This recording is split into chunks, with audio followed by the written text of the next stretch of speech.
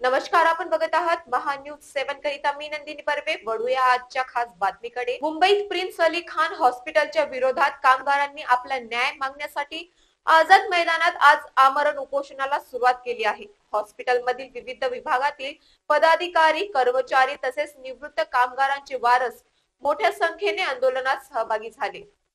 कामगारांच्या प्रमुख मागण्या पुढील प्रमाणे आहेत। जुनी हॉस्पिटल इमारत पाडून नवीन इमारतीत रुग्णालयात स्थलांतरित करावे।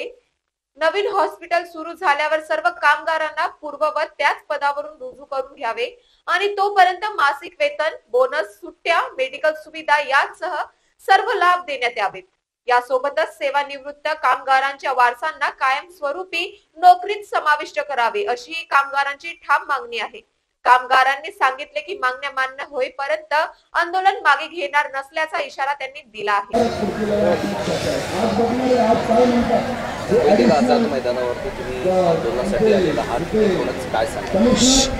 आंदोलनासाठी उपोषणासाठी बसले।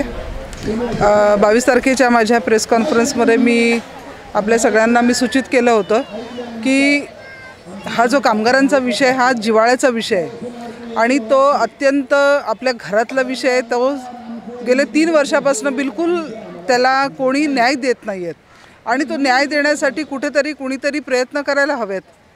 मी म्हटल्याप्रमाणे जसे आम्ही बाळासाहेबांच्या लेकी आहोत आणि बाळासाहेबांनी नेहमी आम्हाला हे बाळकडू दिलेलं आहे की जिथं अन्याय दिसेल तिथे तुम्ही लाथ मारा आणि तिथे त्यांना न्याय मिळवून द्या। तर त्याच धर्तीवर आम्ही आत्ता बाहेर पडलो आहे। मी स्वतः शिवसेनेची उपनेता जरी असले तरी सन्माननीय बाळासाहेबांची, सन्माननीय एकनाथ शिंदे साहेबांची मी शिवसैनिक आहे। त्याच्यामुळे साहेबांच्या आदेशाची वाट न बघता पहिला पुढाकार मी घेतला की ह्या लोकांना न्याय दिला पाहिजे। आणि 22 तारखेच्या माझ्या प्रेस कॉन्फरन्समध्ये मी सांगितलं होतं की सोमवारी सकाळी 9 वाजता मी आझाद मैदानला उपोषणाला बसणार आहे। पाणी त्याग, अन्न त्याग करणार आहे। जोपर्यंत ह्या गोष्टीचा न्याय मिळत नाही तोपर्यंत मी इथेच उपोषणाला बसणार आहे। 22 तारखेला आपण प्रेस कॉन्फरन्स घेतली, त्यानंतर आपल्याला कोणी मंत्र्यांचे किंवा साहेबांचा वगैरे फोन आला नाही का? नाही अजून। हां, मी पत्रव्यवहार पण केलेला आहे, पत्र दिलेलं आहे। मला फोन आले पण वरिष्ठांचे येण्यापेक्षा मला मी म्हटलं ना की दलालांचे फोन आले की तुम्ही एवढ्या पुढे कशाला जाताय, तुम्ही या आमच्यावर बसा आणि ह्याचं काहीतरी आपण सेटलमेंट करू। तर मी म्हटलं सेटलमेंट करायला आणि बोलायला आम्ही काय मेलेल्या आईचं दूध नाही प्यालो आहेत। शेवटी आम्ही शिवसैनिक, रणरागिणी आम्ही महिला आहोत आणि त्या महिलांसाठी आज न्याय देण्यासाठी कुठल्याही टोकाला जायला लागेल तरी पण आम्ही जाण्यास तयार आहोत। एकंदर 850 महिला लोकांना, ह्या कामगारांना या प्रिन्स अली खान हॉस्पिटलचे जे ट्रस्टी आहेत त्यांनी बेदखल केलेलं आहे, बेकायदेशीरपणे ह्यांना काढून टाकलेलं आहे, कुठली पूर्वसूचना न देता काढून टाकलेलं आहे। आणि अशा परिस्थितीमध्ये जोर जबरदस्ती कोर्टाच्या माध्यमातून त्यांच्या बँकेमध्ये त्यांचा पगार, फक्त जो त्यांचा मेहनतना होता तो फक्त टाकलेला आहे। पण पगार हा त्यांचा हक्काचा आहे, पण त्यांच्या हक्काच्या पुढच्या ज्या गोष्टी आहेत त्या काहीच त्यांनी त्याची तरतूद केलेली नाही आहे। त्यांना असंच हवेमध्ये सोडून दिलं आहे। आणि आज आपल्याबरोबर जवळजवळ 400 कामगार असे आहेत ज्यांनी तो पगार घेतलेला नाही, त्या पैशाला हात पण लावलेला नाही आहे। ते 400 कामगार आमच्या सोबत आहेत।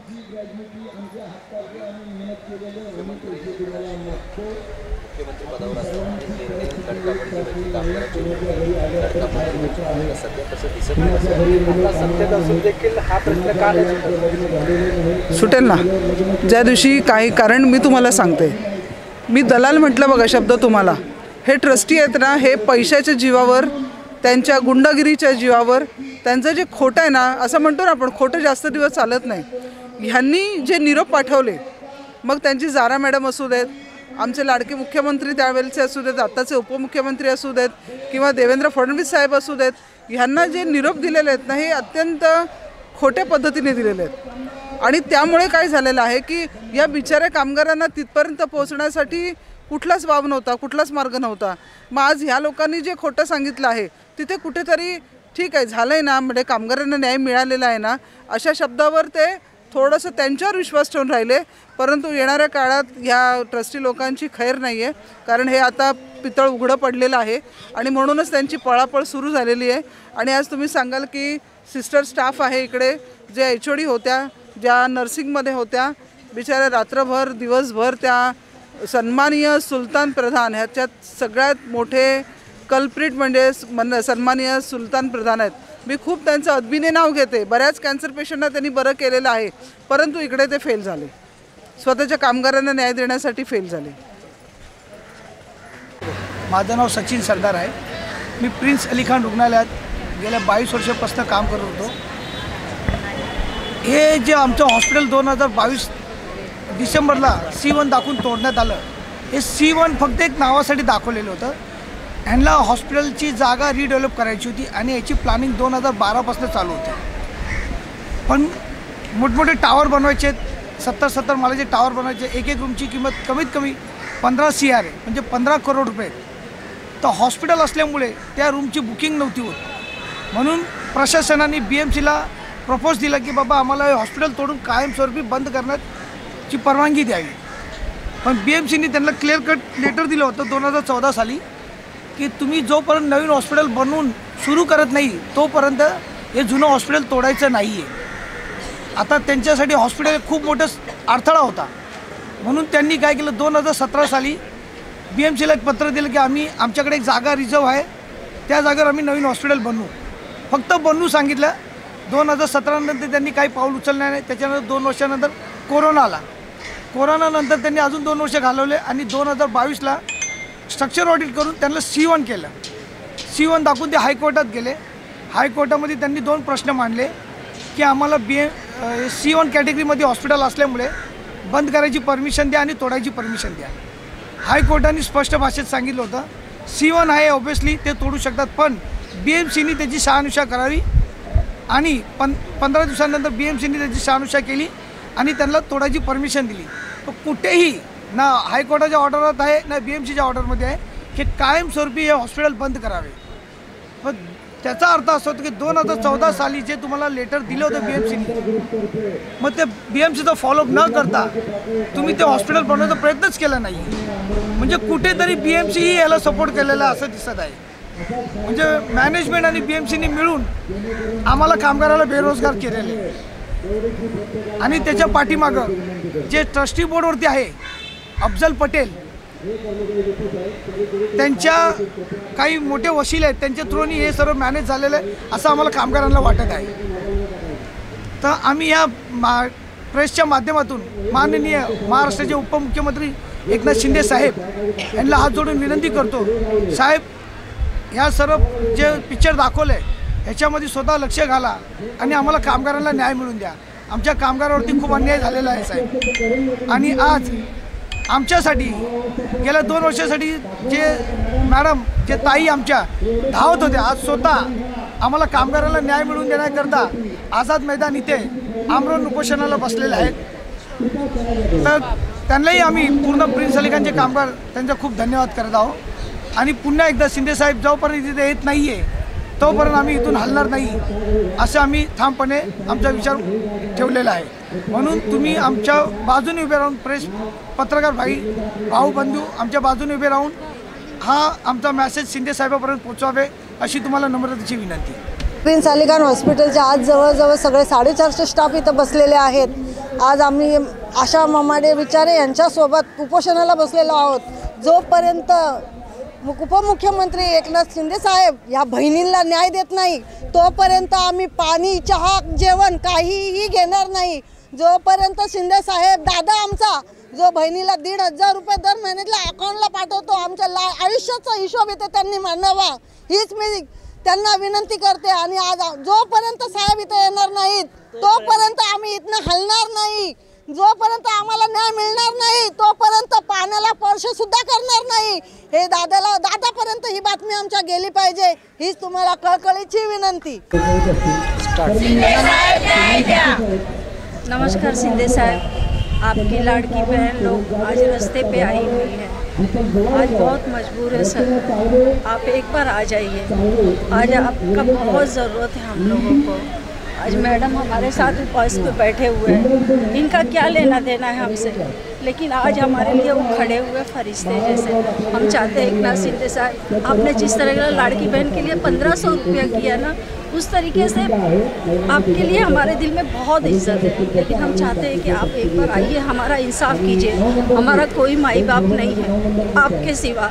आज हम आपके भरोसे बैठे हैं, ये तमाम लोग हम आपके आसे पे बैठे हैं।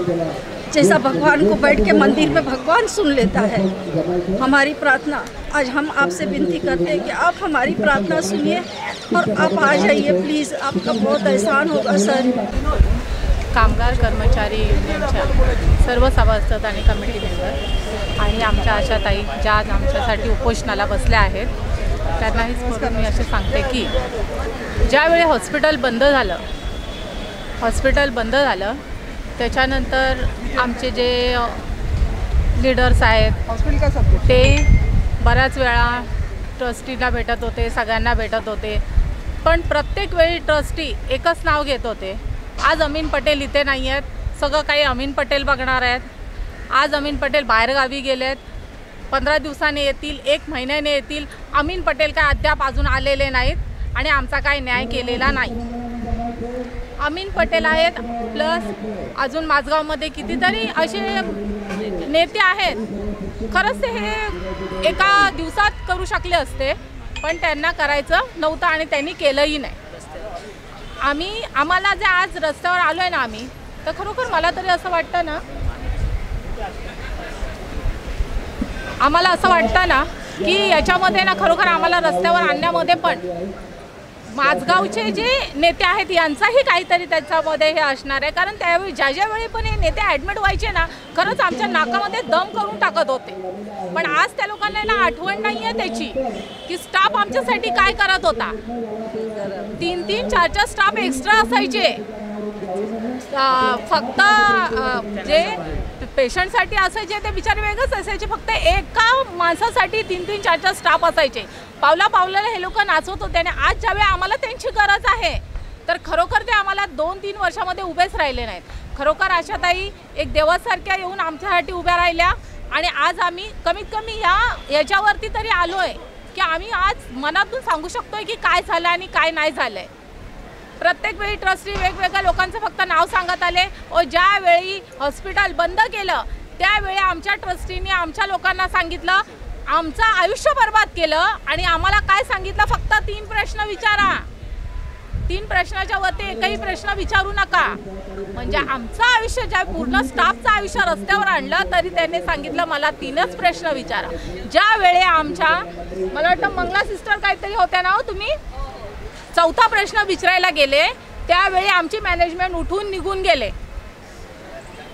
की आमच्या स्टाफचं उद्या काय होणार असं विचारायला गेले, त्यावेळी मॅनेजमेंट उठून निघून गेले। त्याच्यानंतर आज कोण येणार आहे, अमीन पटेल नाही आहे, उद्या कोण नाही, अमीन मर्चंट नाही आहे, हे सगळे कारणं सांगून आज 3 वर्ष आम्हाला अक्षरशः रस्त्यावर आणायचं हे करायला गेलं, रस्त्यावर आणलं। नमस्कार, मेरा नाम है भारती सोनी भवनगीर, मैं ओटी स्टाफ हूँ। मैं 22 साल मैंने ओटी में काम किया है, लेकिन हमारे इतने बुरी तरह से हम लोग को निकाल दिया गया है। हम लोग को ऐसा बोला गया कि ओटी का सेक्शन का प्रॉब्लम है, सेकंड टाइम फर्स्ट टाइम किया है, सेकंड टाइम भी लेना चाहते हैं। हम लोग को यूनिफॉर्म से नीचे आया, हमारा पर्स है क्या है, खाली पर्स और मोबाइल लेके नीचे आई थी। हम लोग जितने भी है यूनिफॉर्म से लेकर घर पे ऐसे ही चले गए, क्योंकि अभी तुम लोग अपना रिस्क पे ऊपर जा सकते हैं, आधा घंटे का काम है मैडम, ऐसा बोल के हम लोग को नीचे उतारा गया है। हम लोग सब नीचे बेघरों के नीचे बैठे, अभी बुलाएंगे, फिर हम लोग कुछ ऊपर जलने नहीं मैडम, अपने रिस्क आप ऊपर जा सकते हैं, ये सब स्ट्रक्चर का काम है, कुछ हो जाएगा तो हमारा रिस्क नहीं है, ऐसा करके डर के मारे घर पे भी मतलब हॉस्पिटल में ऊपर चढ़ने भी नहीं, एक बार उतारे हम लोग को चढ़ने, हम लोग को ऐसा लगता है कि हम लोग वहाँ पे काम करने नहीं चोरी करने का ऐसा हुआ था हमारा ये काम।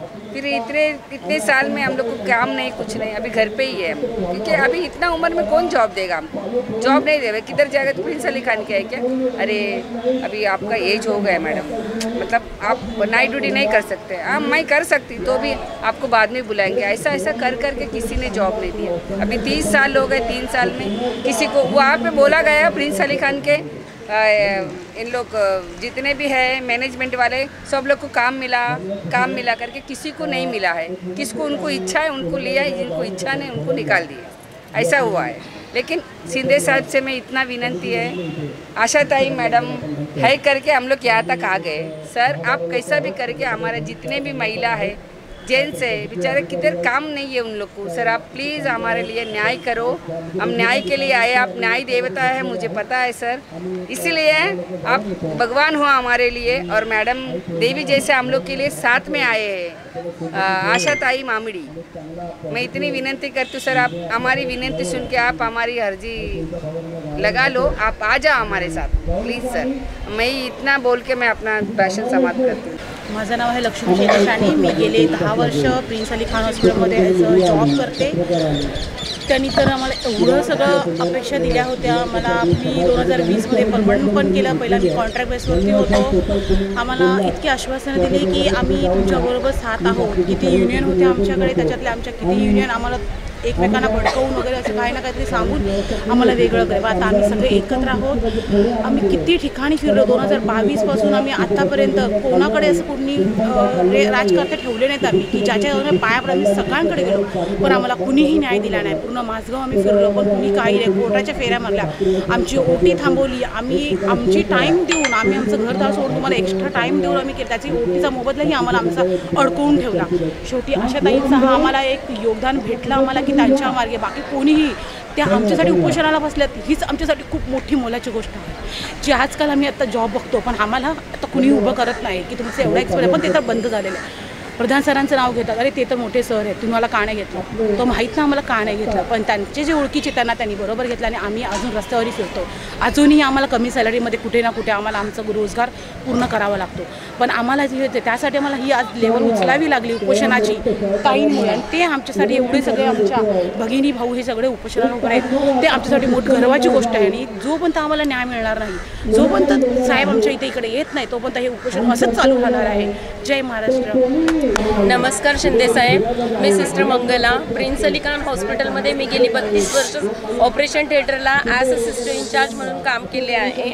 आणि आता आमच्यावर अशी वेळ आलेली आहे, आम्ही खूप ठिकाणी फिरलो, आमच्या एरियातले आमदार खासदारांपर्यंत आम्ही गेलो, पण आम्हाला कोणीही मदत केली नाही। पण आज मॅडम आशाताई आमच्यासाठी उभ्या राहिल्यात। साहेब तुम्हाला आमची एकच विनंती आहे, ह्या सगळ्या बहिणींची काळजी घ्या आणि आम्हाला योग्य तो न्याय द्या। माझं नाव विनोद जाधव। मी गेले 14 वर्ष prince Ali Khan hospital IT डिपार्टमेंटमध्ये काम करतो। आज सर्व जे कामगार जमलेले त्यांना जवळजवळ 2 वर्ष झाले त्यांना न्याय मिळालेला नाही। मला एक महत्त्वाचा पॉईंट आशाताईंनाही सांगायचं आहे आणि आमच्या युनियनवाल्यांना सर्वांना माहिती आहे। विषय हा आहे की चला माझ्याकडे एज्युकेशन होतं, त्याच्यामुळे मला थोडासा चांगला जॉब बाहेर मिळाला एक तात्पुरता काढणं, पण तिथे पण आम्हाला जेन्झीस बरोबर नाही का हे स्ट्रगल करावं लागतं, कारण आम्ही 40 क्रॉस झालेलो आहोत। जो माझा स्टाफ आहे प्रिन्स अली खानचा, आज मोस्टली स्टाफ जो आहे तो सोशली मेंटली फायनान्शियली डॅमेज झालेलं पूर्णपणे। त्याचं कारण आहे की त्यांना गेले 2 वर्षापासून त्यांना जे नोकरी बाहेर कोण तात्पुरती काम करत असेल तर त्यांना हवा तसा पगार मिळत नाही। असं तो कोण राहणार नाही का काम करणार नाही, कारण घर चालवायचं आहे त्यांना। आज विषय असा आलेला आहे की प्रत्येकाची मुलं जे आहेत ना ती हाताखाली आलेली, कोण कॉलेजला जाते त्या कॉलेजची फीस देखील ते लोक भरू शकत नाही आहे। म्हणून मी आशाताईंनाही रिक्वेस्ट करतो की आज सोशली मेंटली फायनान्शियली हा प्रिन्स अली खानचा स्टाफ जो आहे ना पूर्णपणे डॅमेज झालेला आहे। आणि एकनाथ शिंदे साहेब किंवा अजितदादा पवार आशाताईंनी प्रयत्न करून कामगारांना न्याय मिळवून द्यावा एवढीच विनंती करतो। महान्यूज 7 साठी सचिन मेश्राम यांची रिपोर्ट।